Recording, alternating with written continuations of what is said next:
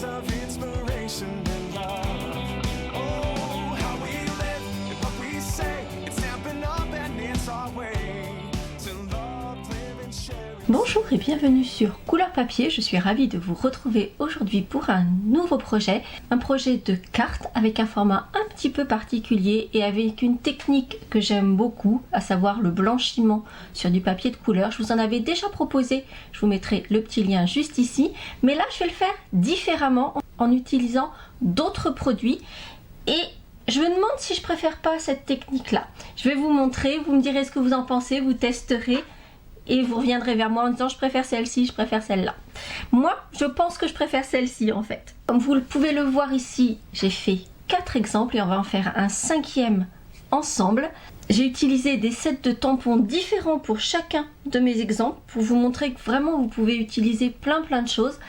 Et il y a des sets de tampons qui seront plus faciles à utiliser que d'autres. Mais je vais vous expliquer tout ça. Je vais d'abord vous montrer comment le faire.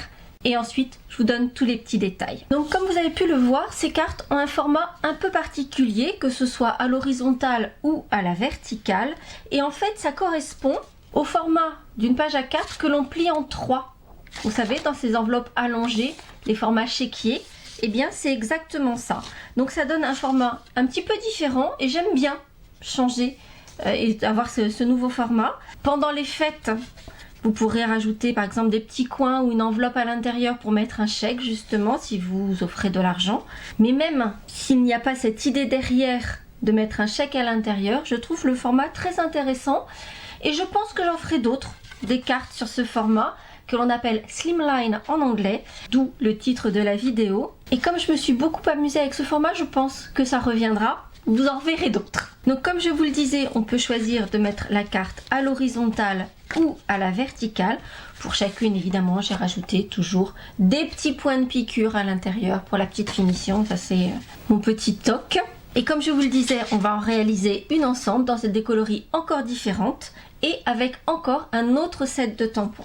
Le set de tampons que j'ai choisi d'utiliser, c'est Air Marin parce que, comme vous avez pu le voir, ce sont des cartes simple, il n'y a pas de montage très particulier, etc.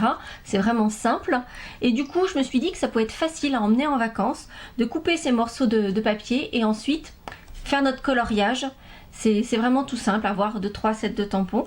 Et du coup, faire une petite carte de vacances avec ce thème de la mer, ça pouvait être chouette. C'est la raison pour laquelle j'ai choisi de faire cette carte sur le thème marin en macaron à la menthe et pan. Alors la première chose qu'il faut retenir par rapport à cette technique de blanchiment, c'est que vous n'allez pas pouvoir le faire sur n'importe quelle couleur de papier de base. Il faut que votre papier soit suffisamment foncé pour faire ressortir le blanchiment. Si vous le faites sur un papier très clair, le travail ne va pas se voir. Mais il faut également que le papier soit suffisamment clair, donc pas trop foncé, pour que votre tamponnage ressorte. Très concrètement, si on prend cette carte-ci, vous savez que j'adore le coloris cuvée de cassis, mais cuvée de cassis est tellement foncé que l'ancrage ne va pas ressortir. Et comme vous le voyez sur chacune de mes cartes, il y a le blanchiment, mais il y a aussi des éléments que j'ai laissé simplement tamponner ton sur ton ou avec un ton un petit peu plus foncé. C'est ce que j'ai fait ici. Je suis sur du rouge et j'ai tamponné en cerise carmin. Ici, je suis en mystérieuse brume et j'ai tamponné en bleu nuit. Et sur mon exemplaire fruit des bois, j'ai tamponné en cuvée cassis. Mais ici, en cidre à la cannelle, j'ai tamponné avec du cidre à la cannelle. Et d'ailleurs, sur mon exemple pan, je vais tamponner en ton sur ton. Mais du coup, il faut que la couleur soit suffisamment foncée pour faire ressortir le blanchiment et suffisamment claire pour faire ressortir le tamponnage ton sur ton. Pour cette carte-ci, je vais utiliser les pouces. Je trouve que pour moi, c'est plus simple. Et bien sûr, vous en avez l'habitude, toujours en cliquant sur le lien en barre d'infos ou sur la miniature à la fin de la vidéo, vous aurez le plan de coupe avec les mesures en centimètres et en pouces. Et donc, au départ, il vous faut votre page A4. Vous allez garder toute la largeur. Et en hauteur, vous allez couper à 8 pouces avec une ligne de marquage à 4 pouces. Je rappelle que les mesures en centimètres sont disponibles sur le blog. Il vous faudra un panneau de matage blanc, ça peut être dans du fin, c'est largement suffisant puisqu'on a quand même pas mal d'épaisseur. Et ce matage fait 8 1/4 par 3 7/8. Et pour finir, on va prendre le morceau de papier de couleur que l'on a choisi. Par contre, on va le choisir un petit peu plus grand que la dimension finale parce que je ne sais pas si vous l'avez remarqué, mais il y a mon petit point de piqûre que j'aime toujours autant puisqu'effectivement j'ai utilisé ma collection de rectangles surpiqués pour découper ce dernier panneau. Si vous n'avez pas cette collection, je vous mettrai les dimensions exactes, mais là pour l'instant, j'ai découpé mon panneau toujours en gardant toute la largeur de ma page A4 et en hauteur j'ai découpé à 4 pouces. Et en fait la première étape c'est justement cette découpe. Par contre évidemment mon die n'est pas fait pour faire une longueur pareille, donc je vais le faire en 2 fois, ce qui veut dire que je vais bien centrer. Vous devez avoir la même largeur, vous devez avoir juste un petit filet de papier de couleur qui vient juste en dehors de la découpe. On va découper sans recouvrir avec la plaque de découpe la partie qui se trouve sur l'extérieur. Donc on va découper tout ça, puis on va venir placer le die de l'autre côté tout en gardant ce même filet de papier en dehors de la découpe. On va venir mettre le die dans les découpes précédentes, donc les petits points de couture vont venir se placer les uns dans les autres et on va découper de l'autre côté, donc cette fois-ci sans recouvrir la partie où on a déjà découpé, donc découper que la droite. Ce qui nous permettra d'avoir un panneau comme ceci avec le petit point de couture et le panneau qui sera juste un tout petit peu plus petit que le panneau de matage blanc qui rappelle le blanchiment sur notre carte. Et voici mon panneau découpé avec son petit effet de point de couture que j'adore et à la largeur de ma carte parfaitement adapté à mon matage pour avoir juste le petit filet blanc tout autour. Pour mon message, j'utilise mon Stamparatus simplement parce qu'il était déjà posé pour les 4 exemplaires que j'ai déjà fait et je vais utiliser le message que du bonheur. Je vous montrerai tous les sets de tampons que j'ai utilisés juste après. D'ailleurs, le C'est ta journée, profites-en vient également de ce set de tampons. Je vais donc tamponner mon message et je vais le découper avec un rectangle surpiqué. C'est celui-ci dans la collection et comme vous pouvez le voir, il est parfaitement adapté à la dimension de ce message. Je vais le faire de la même couleur que ma carte, à savoir pan pan pan. J'ai mes éléments découpés pour ma carte, maintenant on va pouvoir passer aux choses sérieuses. De ce set un air marin, j'ai choisi 3 tampons, l'hippocampe, les coraux et ce joli coquillage. Et je vais tamponner de façon aléatoire mes 3 motifs sur mon panneau. Alors vous le savez, le secret quand on fait du tamponnage aléatoire pour remplir tout un panneau comme ceci, c'est de bien sortir du cadre et qu'il y ait des images tamponnées qui ne soient pas entièrement sur le panneau mais qui sortent du morceau. Donc que les tranches soient également habillées, c'est comme ça qu'on a un joli tamponnage aléatoire et qu'on fait nos papiers à motifs personnalisés. Pensez également lorsque vous allez tamponner que certains éléments que vous aurez choisis doivent rester non blanchis. C'est ce qui donne aussi cet effet de contraste. Ici pour moi c'était les feuilles ou mon damier sur mon thème des échecs. Si vous avez des grands motifs comme ici mon hippocampe qui ont un sens, choisissez au moment de tamponner dans quel sens vous allez vouloir faire votre carte, que ce soit à l'horizontale ou à la verticale. Ici pour des motifs fleuris ça n'est pas très important. Avec mon hippocampe c'est bien qu'il soit un peu dans le bon sens, même si c'est bien aussi d'en mettre un peu dans l'autre sens, mais du coup qu'il y en ait quelques-uns qui soient correctement visibles.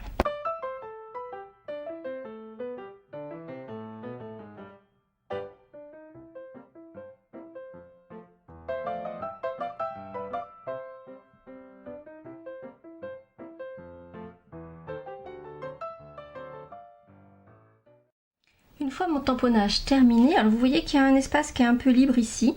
J'aurais bien rajouté quelque chose, mais mes éléments allaient superposer. Mais vous allez voir comment je vais cacher ce trou. Et donc maintenant, nous allons passer à l'étape blanchiment. Pour cela, je vais utiliser un crayon estampe et mon encre pigment Craft, mais en fait, je vais utiliser plutôt sa recharge. Je vais utiliser un bloc, vous voyez que le mien a déjà servi. Je vais mettre une bonne goutte d'encre pigment blanche dessus et ensuite je vais m'en servir en fait comme d'une palette et je vais ajouter mes aspects blanchis sur les éléments que j'ai tamponné. Alors ce qui est bien en fait pour que ça fasse quelque chose de joli, c'est d'avoir ce petit geste en fait qui va faire que la couleur va se dégrader, va s'affadir toute seule.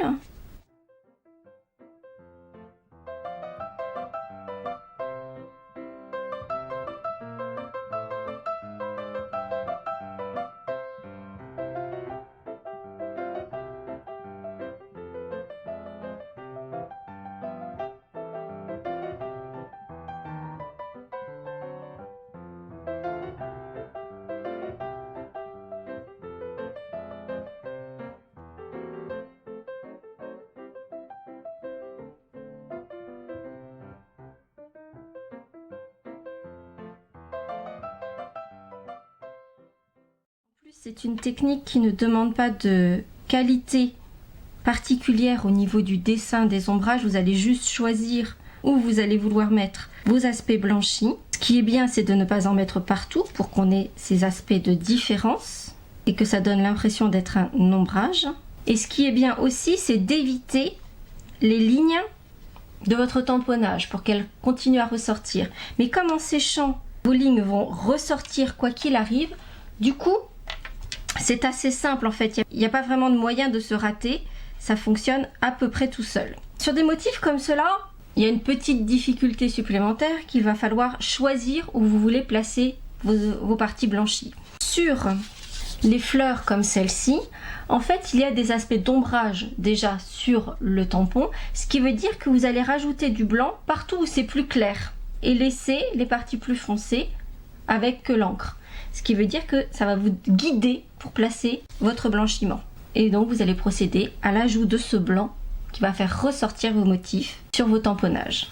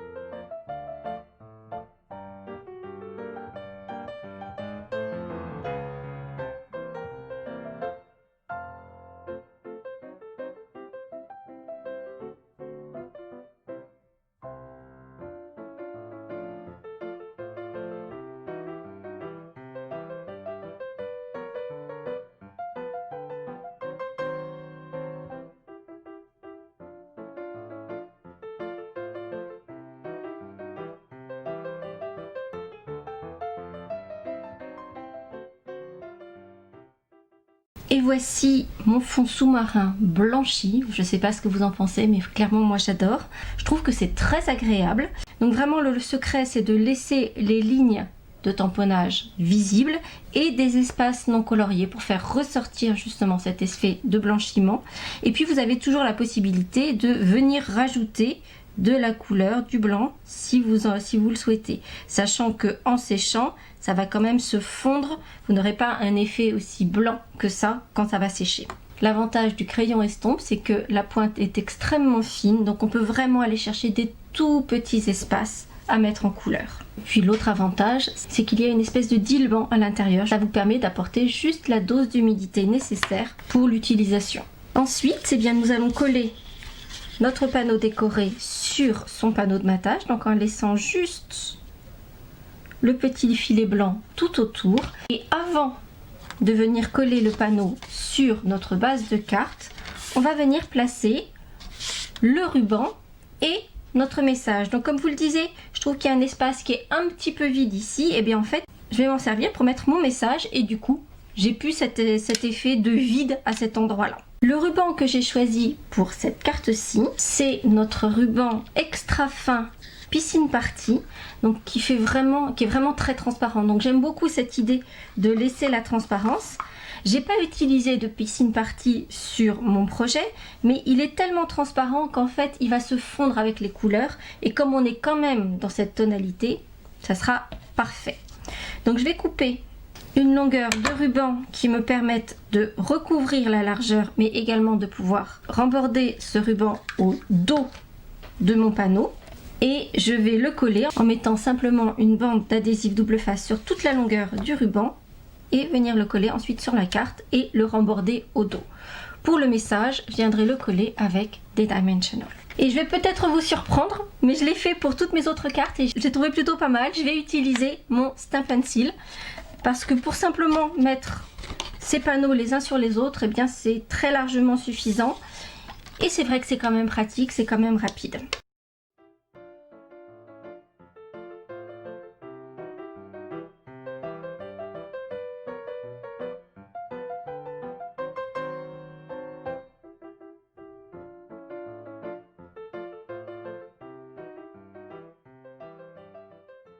Les deux petits derniers détails que je vais ajouter à ma carte. D'abord, comme je vous l'ai montré, les petits points de piqûre tout autour à l'intérieur pour une jolie finition. Et puis surtout, les petits sequins irisés. Donc vous avez vu, il y a cet effet duochrome qui change de couleur selon la façon dont ils prennent la lumière. Je les trouve très jolis. Il n'y a que sur celle-ci où je n'ai pas utilisé ces sequins duochrome, mais les gemmes à facettes élégants qui donnent un effet vraiment de pierre taillée.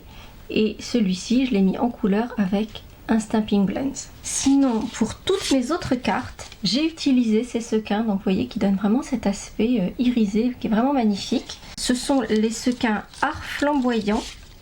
Donc vous avez 4 planches et à chaque fois, il y a des irisés différents. Donc là, on est sur un jaune, sur un orangé, sur un violet et sur un bleu. Mais à chaque fois, on a vraiment ces effets irisés différents où ça change de couleur. Je les trouve vraiment très très jolis.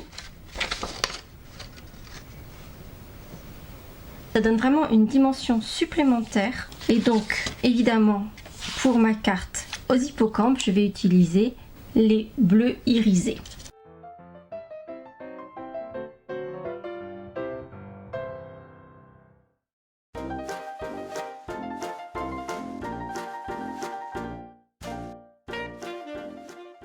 Pour cette carte-ci, j'ai même ajouté davantage de sequins parce qu'on dirait des petites bulles d'air dans l'eau et j'ai trouvé que c'était vraiment rigolo. Donc j'en ai rajouté encore un peu plus. Et voici donc notre collection complète de cartes Slimline avec cet effet blanchi. Comme vous pouvez le voir, on peut vraiment utiliser plein de sets de tampons. En faire des cartes masculines, donc ça marche très bien. Chose promise, voici tous les sets de tampons que j'ai utilisés pour ces cartes-ci. Et vraiment, vous pouvez aller chercher dans vos collections. Je suis sûre que vous avez plein de sets de tampons sur lesquels vous allez pouvoir utiliser cette technique. Donc, Tropiques éternels pour ma carte avec les grandes fleurs d'hibiscus. D'ailleurs, petit détail supplémentaire que j'ai ajouté. Vous voyez que les pistils de mes fleurs brillent, sont nacrés. J'ai simplement fait des petits points en utilisant un stylet et notre peinture chatoyante. Donc j'ai simplement secoué, pris la peinture qui se trouvait dans le bouchon et faire des petits points, ce qui veut dire qu'on a cet effet nacré brillant sur les pistils de nos fleurs. Pour celle-ci, vous l'avez peut-être reconnue puisque je l'ai utilisée il y a peu de temps, c'est Éclosion de souhait. Les tournesols rouges, pourquoi pas?